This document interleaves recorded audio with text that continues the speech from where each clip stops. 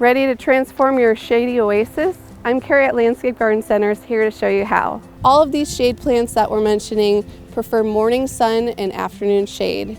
So if you have a place under a tree or on the north side of your house, those would be perfect opportunities for these plants. When adding color to a shade landscape bed, one of my favorite choices is the coral bell. It comes in a wide variety of purples, reds, and even yellows.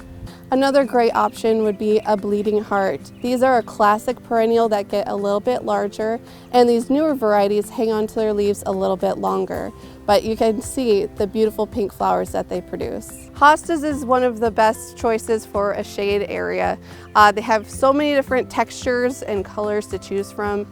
You get the full greens to blue greens to even the greens and whites. So you can mix and match and create a beautiful landscape. If you're ready to learn more about beautifying your shade space, come out to Landscape Garden Centers and talk with one of our plant experts.